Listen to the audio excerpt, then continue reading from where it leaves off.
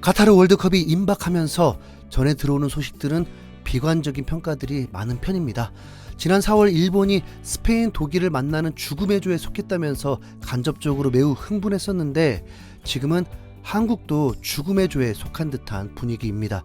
미국 매체는 한국이 16강 탈락할 거라고 보고 있고 가나와 포르투갈의 평가전 성적과 우루과이의 벤탄쿠르까지 포텐이 터지면서 더 강해져 있다고 평가받은 데다가 손흥민의 부상이 어떤 경기력이 나올지 매우 궁금해하고 있습니다. 하지만 개막전 당일날 영국 BBC는 한국이 포르투갈과 함께 16강에 진출할 거라고 전망하기도 했습니다. 그러니까 모두 지가 해석하고 싶은 대로 하는 거죠. 다시 말씀드리면 이 컨텐츠는 오직 한국의 승리를 응원하는 입장으로 제작되니까요. 한국을 응원하지 않는 분들에게는 약간의 데미지가 있을 수 있으니 미리 조심하시길 부탁드립니다. 객관적 전력의 차이가 있다 할지라도 국가대표 선수들과 벤투 감독 그리고 코치들이 현재 훈련하고 각오를 다질 때 어떤 마음 상태인가요? 월드클래스 2명의 선수가 있고 포르투갈 국가대표를 맡은 감독이 4년 동안 한국을 이끌면서 팀을 뭉쳐놨는데 패배할지라도 최선을 다하자 라는 마음이 될까요? 아니요. 단언컨대 이길 수 있다, 해보자라는 자신감으로 똘똘 뭉쳐 있을 것입니다. 이번 월드컵 출전 선수 중 유럽 5대 리그 베스트 11을 뽑았는데 당당하게 김민재가 들어가게 되었습니다.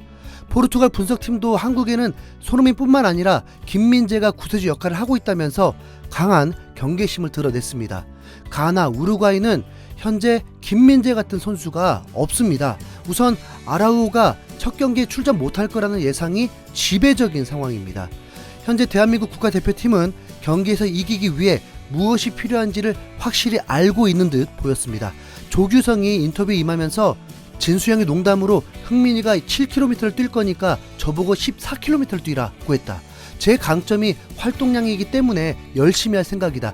공격수로서 골도 당연히 중요하지만 팀에 필요한 존재가 되고 싶다. 내가 해왔던 부분이다. 중요한 무대인 것을 잘 안다.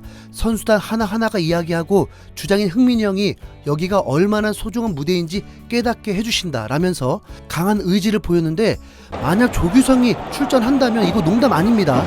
우리가 상대하는 팀들에게는 가장 필요한 요소입니다. 조규성은 황의조와 다르게 더 활동적이고 더 압박과 더 적극성이 좋은 선수입니다.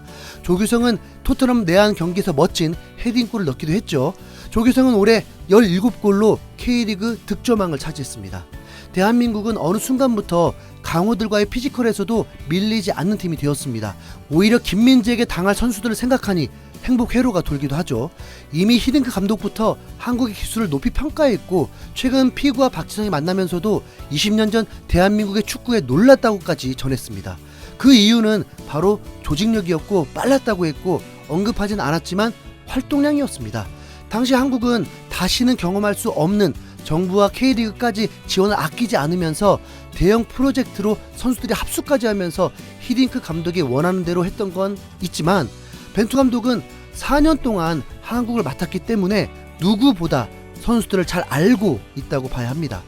훈련을 통해 활동량을 늘릴 수 없는 시스템이지만 그냥 활동량 자체가 능력인 선수들을 기용할 수 있는 구조가 된다면 대한민국은 더욱 상대를 두려워할 필요가 없게 됩니다.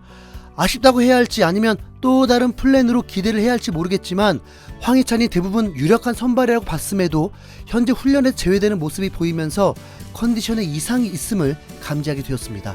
그럼 대안은 바로 독일 정우영이거든요. 솔직히 손흥민 집중마크 당하면서 조규성, 이재성, 정우영의 활동량이라면 우루과이를 충분히 괴롭힐 수 있습니다. 우루과이를 상대하기 위해선 이영표 부회장이 언급한 것처럼 기동력이 최우선이라고 했는데 최대 장점이긴 하지만 우루과이는 미드필더 라인만 기동력 최강입니다. 미세한 차이겠지만 기동력만큼은 상위권인 선수들이 한국에도 있습니다. 거기다 이번 월드컵은 교체 숫자가 5명으로 늘려지면서 과거 월드컵 때와 완전 달라지게 됩니다. 교체 숫자가 늘어나면 가장 큰 혜택을 보는 팀은 당연히 26인 스쿼드가 좋은 팀입니다. 하지만 우루과이는 베스트 11과 외 선수의 레벨 차이가 크다고 볼 수 있습니다. 하지만 한국은 벤투 감독이 강팀을 상대로 어떤 전술, 어떤 선수 기용을 할지 전혀 예측이 안 될 정도입니다. 그건 선수들 레벨 차이가 적다는 거죠. 특히 미드필더 공격수 쪽이 그렇습니다. 스타일이 다르기도 하다 보니 더욱 궁금한 상황입니다. 3백을 쓸까요? 손흥민을 덜 뛰게 하고 조규성의 자신감대로 손흥민 돕는 투톱을 쓸 수도 있을까요? 네. 아니면 기존 벤투 감독이 고집했던 전술로 나가게 될까요? 네. 빠르고 더 뛰는 선수들로 우리도 크로스로 헤딩골 넣어 봅시다. 네. 그리고 역습으로 손흥민 3경기 연속골 기대해 보겠습니다. 대한민국 파이팅! 이상 흰수염 고래였습니다. 감사합니다.